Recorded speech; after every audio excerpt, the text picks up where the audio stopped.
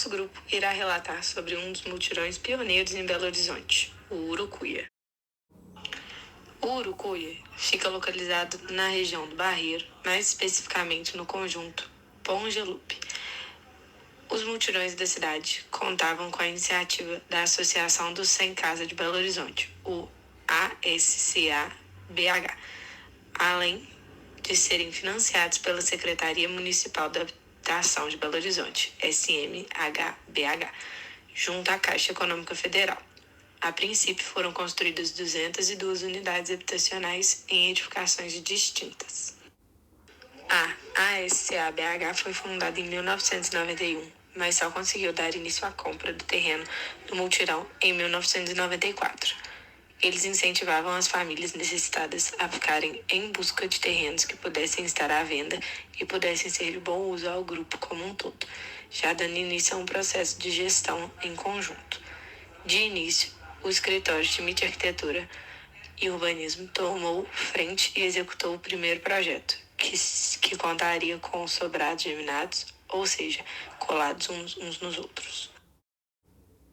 Um dos sócios do escritório disse que o projeto havia sido aprovado, porém, eles não tinham verba suficiente para executá-lo.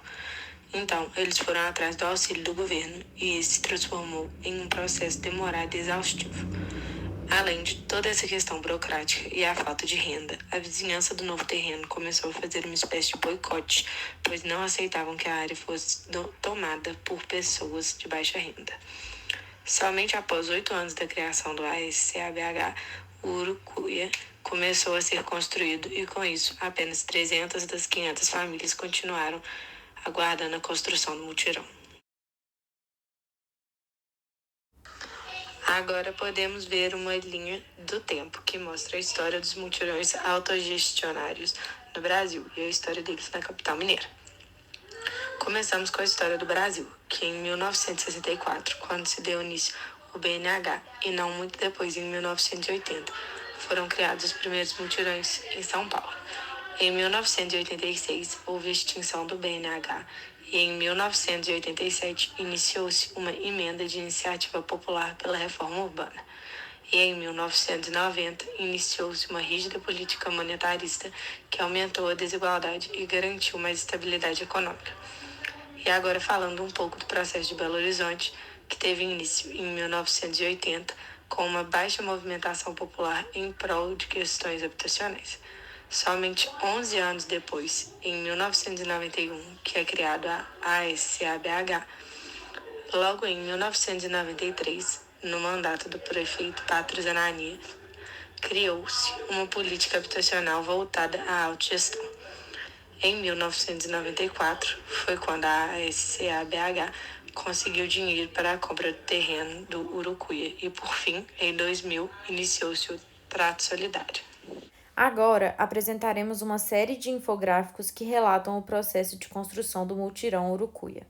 Para começar, precisamos destacar quem estava à frente de todo o processo arquitetônico, que foi Leta, uma arquiteta mineira que ficou responsável tanto pela construção do Urucuia quanto pelo Vila Régia. Por se tratar de um mutirão autogestionário de 180 funcionários na obra, 150 eram futuros moradores, ou seja, a mão de obra empregada nos dias da semana eram de membros das famílias associadas que estavam desempregados na época e eles eram remunerados por prestarem esses serviços, além de o fato de estarem trabalhando em suas próprias moradias. A obra era dividida em duas partes, o setor administrativo, de gestão e econômico, e o setor do canteiro de obras, ou seja, quem colocava literalmente a mão na massa. De segunda a sexta, o FRTs, Frente de Trabalho Remunerada, trabalhavam na obra em acordo com os moradores, em troca de aprendizado e profissionalização, e aos finais de semana, a obra fica por conta dos futuros moradores do mutirão. Além disso, o canteiro de obras se dividia em equipes, ou seja, cada um ficava responsável por uma etapa da construção, e todas as equipes tinham um líder, como era o caso de João, o que é mostrado na foto, que geralmente chegava mais cedo com o objetivo de se reunir com o pessoal da arquitetura e engenharia para traçar o serviço do dia. Agora, trouxemos um esquema que mostra o processo desde a procura do terreno até a finalização das casas. Primeiro, os moradores desempregados e sem renda buscam um novo lugar para morar. Inclusive, quem foi responsável por achar o terreno do Urucuia da região do Barreiro foi uma das famílias que pertenciam ao grupo de futuros moradores do mutirão. Segundo, era necessário que houvesse uma rede de confiança entre a parte técnica da construção com os futuros moradores, ou seja, uma boa relação entre os moradores e a arquiteta, nesse caso, a Leta. No caso do Urucuia, boa parte dos moradores se mudaram para um bairro vizinho, o Olaria, para que facilitasse e agilizasse a construção, e também que melhorasse a qualidade de vida dos empregados, pois, de certa forma, eles estariam morando perto do seu lugar de trabalho. Depois, havia a divisão dos trabalhos, como já foi citado anteriormente, entre a gestão e a mão de obra no canteiro. Havia também a formação dos grupos para trabalharem no canteiro, e normalmente eles eram formados por afinidade e qualidade de trabalho. E cada um desses grupos ficava encarregado de uma função, desde o preparo dos alimentos, limpeza, até os processos construtivos de fato. Depois disso, iniciava-se o processo de elaboração de modelo padrão, para que não houvesse diferenças ou preferências posteriores na hora de se mudarem para as casas. Algumas reuniões também eram feitas semanalmente para que os superiores pudessem ir se atualizando do que estava acontecendo nas obras. Agora trouxemos alguns mapas para ajudar a identificar onde está localizado o mutirão Urucuia. Então, aqui temos o mapa de Minas Gerais com ênfase em Belo Horizonte e depois demarcamos onde fica a região do Barreiro. E, por fim, mostramos através de uma foto satélite a localização exata do Urucuia, que fica na rua Nelson de Paiva Pires, conjunto Pongelupe, na região do Barreiro. A região destacada passa pela subbacia do Ribeirão Arrudas e é cortado pelos afluentes do córrego do Jatobá, Barreiro e Bom Sucesso. Agora, analisando em uma escala um pouco maior, mostrando o entorno imediato do terreno, a gente conseguiu destacar que o entorno conta, em sua maioria, com casas, sobrados de usos residenciais, não residenciais e comerciais. E também a área possui alguns centros culturais e grande parte é composto por lotes vagos.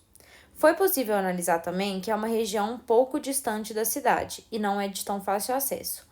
Por exemplo, eu moro no Buritis, uma região que fica próxima, e eu precisaria pegar 2 ônibus para chegar até Urucuia. Já do centro da cidade, o acesso também é feito ou por carro, ou também teriam que pegar 2 ou até 3 ônibus. Falaremos a partir de agora da forma como o terreno é implantado e a relação do seu entorno. Bom, aqui podemos ver que a região toda conta com iluminação pública, é todo pavimentado, possui rede elétrica e rede de esgoto. Pouquíssimas ruas não têm rede de água, mas na rua do Urucuia possui. Ou seja, a região conta com serviços básicos. Contudo, a região não conta com coleta seletiva e também com serviços de lazer, como, por exemplo, academia a céu aberto. A declividade da região é considerada de baixa a moderada, com curvas de nível de 5 em 5 metros. Tendo como uma análise geral, a gente pôde perceber que é uma área que possui muita área verde e que, consequentemente, possui uma boa drenagem de água da chuva, com a ajuda da declividade baixa do terreno natural. E é uma região salubre e as construções foram feitas de forma segura. Relatando um pouco sobre a tecnologia construtiva e seu processo, iniciamos com o dobramento dos vergalhões, depois com a inserção das sapatas e planejamentos do solo. Logo em seguida, é feita as estruturas metálicas do telhado e também junto a esse processo acontece uma pequena oficina que ensina os demais a trabalhar a serralheira. As construções foram feitas dos 2 protótipos que utilizaram de alvenaria não armada. É utilizada bloco sincal e US-Mix, mas acabaram optando pela segunda opção por questão de custo. O empenho dos construtores era máximo de todas as partes, pois se tratavam de obras que seriam de uso próprio. A execução era padrão, tanto nos materiais quanto na qualidade, para não haver divergência na hora de distribuição das casas. Distribuição das casas eram feitas com base de critério de pontos, ou seja, quem contribuísse mais nas participações acumularia mais pontos e, consequentemente, poderia escolher a casa primeiro. Por fim, a Urbel é contratada pela associação para instalar energia e água no local, e as casas eram entregues em quadrarias e revestimentos por falta de verba. Para finalizar nosso trabalho, trouxemos unidades técnicas. Os mutirões foram promovidos pela Associação dos Sem Casa de Belo Horizonte e foram financiados pela Secretaria Municipal de Habitação de Belo Horizonte, em parceria com a Caixa Econômica. O uso dos blocos foi escolhido na construção, pois já tinham sido empregados nos mutirões de 1º de Maio e Planalto 2, ambos em Ipatinga, e pelo menor custo de entrega até Belo Horizonte. Embora a política pública propusesse a liberdade de gestão dos recursos por parte dos moradores associados, fica evidente que as regras eram rígidas e, por vezes, mesmo prejudiciais. Outra forma de utilizar os recursos de forma inteligente encontrada no Vila Régia foi o aproveitamento das instalações provisórias destinadas aos usos diversos, como escritório, refeitório, almoxerifado. Para a associação, definiu alguns critérios com base no seu próprio método de trabalho, criando um sistema de pontuação. Contavam os pontos a participação nos mutirões, a participação em eventos, levar voluntários agregados para o trabalho.